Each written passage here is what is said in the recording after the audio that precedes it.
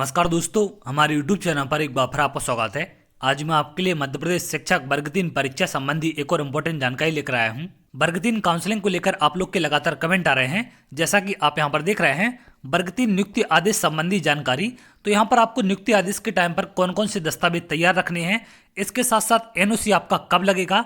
बहुत सारे अभ्यर्थियों की ये भी कमेंट है कि सर हमें चिकित्सा प्रमाण पत्र कहाँ का बनवाना है, जिस जिले में हमें ज्वाइनिंग मिलेगी वहाँ का, या फिर हमें अपने गृह जिले का। तो इन सब के बारे में भी हम बात करेंगे और इसके साथ साथ शपथ पत्र कैसे भरना है या फिर कैसा शपथ पत्र होता है, इन सब के बारे में एक एक करके मैं आपको सारी जानकारी देने वाला हूँ। तो चलिए एक एक करके इन सब के बारे में हम बात करेंगे। जैसा कि आप जानते हैं कुछ समय पहले वर्ग 1 वर्ग 2 के नियुक्ति आदेश जारी किए गए थे, तो उसमें किस प्रकार की चीज़ें आपसे मांगी गई थी आप यहाँ देख सकते हैं। संबंधित अभ्यर्थियों को आदेश दिनांक से 15 दिवस में पदस्थापना स्थल पर उपस्थिति देना होगी।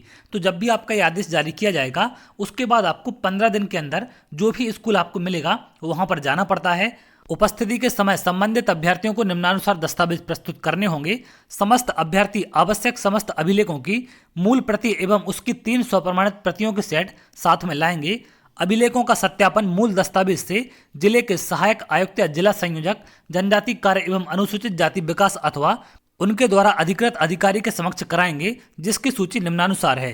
तो यहाँ पर आपको ये लिस्ट बताई गई है कि कौन कौन से दस्तावेज आपको वहाँ पर लेकर जाने पड़ेंगे और इनके आपको 3 सेट भी लेकर जाने हैं। सबसे पहला तो है आपका नियुक्ति आदेश, क्लियर है। इसके साथ साथ आपके पास पासपोर्ट साइज फोटो, आधार कार्ड, रजिस्टर्ड मोबाइल नंबर और ईमेल आईडी होनी चाहिए। अगला है जाति प्रमाण पत्र, और अगर आप ईडब्ल्यूएस वाले हैं तो ईडब्ल्यूएस सर्टिफिकेट भी आपको लेकर जाना है। लेकिन यहाँ पर इतना ये सब देखा नहीं जाता, फिर भी आपसे यहाँ पर मंगाए जाते हैं, तो आप लोग अपनी तैयारी के साथ जाएंगे। आप ये गलती ना करें कि वहाँ पर इन डॉक्यूमेंट्स को ना ले जाएं। अगला है मूल निवासी प्रमाण पत्र, तो ये भी आपको लेकर जाना है। अगला है निःशक्तता दिव्यांगता का प्रमाण पत्र, न्यूनतम 40% दिव्यांगता का मेडिकल बोर्ड का वैध प्रमाण पत्र आपको लेकर जाना पड़ेगा। अगला पॉइंट है अतिथि शिक्षक प्रमाण पत्र, तो ये भी आपको यहाँ पर लेकर जाना पड़ेगा अगर आपने गेस्ट से सिलेक्शन लिया है, क्लियर है। अगले पॉइंट पर अगर हम आए, शासकीय सेवक की स्थिति में विभागीय अनुमति एनओसी अथवा विभागीय अनुमति न होने की स्थिति में संबंधित विभाग को प्रस्तुत सेवा से त्यागपत्र की पावती प्रति, तो अगर आपके पास एनओसी नहीं है तो जो आपने त्यागपत्र दिया है उसकी आप फोटोकॉपी यहाँ पर लेकर जा सकते हैं, वो भी आपके यहाँ पर मान्य किया जाएगा। अगला है अभ्यर्थी के शैक्षणिक प्रमाण पत्र, जैसे आपकी 10वीं है, 12वीं है और जो ग्रेजुएशन वगैरह आपने की है वो सारी चीज़ें यहाँ पर बीएड डीएड आपको लेकर जानी है। इसके साथ साथ प्रोफेशनल एग्जामिनेशन बोर्ड द्वारा जारी स्कोर कार्ड, तो जो आपका स्कोर कार्ड है वो भी आपको यहाँ पर लेकर जाना पड़ेगा। अगला है चरित्र सत्यापन के संबंध में सामान्य प्रशासन विभाग के परिपत्र क्रमांक यहाँ पर दिया गया है कि अनुसार शपथ पत्र, तो यहाँ पर आपसे चरित्र प्रमाण पत्र भी इनके द्वारा मांगा गया है। आगे अगर आप देखें इसमें, और ये तमाम जानकारी यहाँ पर आपको दी गई है। संबंधित अभ्यर्थी पदस्थापना स्थल के जिला मुख्यालय पर पदभार ग्रहण करेंगे। जिला स्तर से जिले में रिक्त पद पर अभ्यर्थी से विकल्प प्राप्त कर मेरिट के आधार पर जिलाधिकारी पदस्थापना आदेश जारी करेगा। तदुपरांत अभ्यर्थी अपने पदस्थापना स्थल पर पदभार ग्रहण करेंगे। नियुक्ति आदेश जारी होने से 15 दिवस के भीतर मेडिकल बोर्ड का चिकित्सा प्रमाण पत्र प्रस्तुत करना होगा।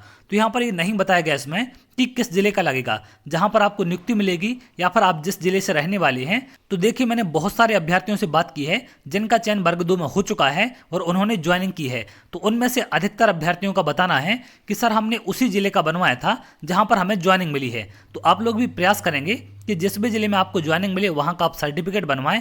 और अभी तक मुझे ऐसा कोई भी केस नहीं मिला है जिसने अपने गृह जिले का बनवाया हो और उसको ज्वाइनिंग दूसरे जिले में मिली हो। और आगे चल के यदि कोई ऐसा अभ्यर्थी मिलेगा कि जिसने अपने गृह जिले का सर्टिफिकेट लगाया वो ज्वाइनिंग किसी और जिले में मिली है, तो उसके बारे में भी आपको जानकारी क्लियर कर दूंगा। लेकिन अभी तक जितने अभ्यर्थी मिले हैं सभी ने उसी जिले का सर्टिफिकेट बनवाया है जहाँ पर उनको नियुक्ति मिली है, क्लियर है। आगे चलें तो इसमें और ये तमाम जानकारी यहाँ पर दी गई है। आपकी परीक्षा अवधि वगैरह के बारे में जानकारी दी गई है। अब हम बात करें कि जो आपका शपथ पत्र भरना पड़ता है, कुछ इस प्रकार से आपका शपथ पत्र होता है। यहाँ पर आपको क्या क्या भरना पड़ता है आप इसमें देख सकते हैं।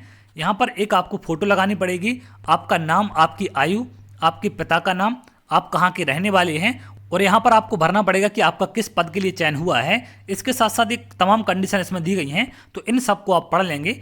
यहाँ पर सत्यापन में ये सारी जानकारी आपको फिल करनी पड़ेगी और उसके बाद इस प्रकार का आपसे शपथ पत्र भी वहाँ पर लगेगा और ये शपथ पत्र आपको नियुक्ति आदेश में मिल जाएगा। तो इसको लेकर आप परेशान ना हो। जैसे नियुक्ति आदेश जारी होगा उसमें देखते हैं और क्या क्या चीज़ें आती हैं, क्या यही सारी चीज़ें सेम रहती हैं या फिर कुछ और बदलाव होते हैं। मैक्सिमम टाइम वर्ग 1 वर्ग 2 दोनों में यही कंडीशन मानी गई है, तो वर्ग 3 में भी उम्मीद है कि यही सारी चीज़ें मांगी जाएंगी आपसे। तो आप पहले से इन सब चीज़ों के लिए तैयार रहेंगे। लेकिन चिकित्सा प्रमाण पत्र का आप ध्यान रखेंगे, नियुक्ति आदेश जारी होने के बाद 15 दिन के अंदर का मांगा जाएगा। तो अभी से आप लोग बनवाकर तैयार ना रखें। क्लियर है? तो चलिए आगे और जो भी अपडेट निकल कर सामने आएगी मैं आपसे जरूर शेयर करूंगा। अगर आप ऐसी जानकारी चाहते हैं तो हमारे चैनल के साथ जुड़ सकते हैं, जिससे और भी इंपॉर्टेंट अपडेट आपको मिल सके। तो बहुत जल्द अगली वीडियो मिलेंगे, तब तक के लिए बहुत बहुत धन्यवाद।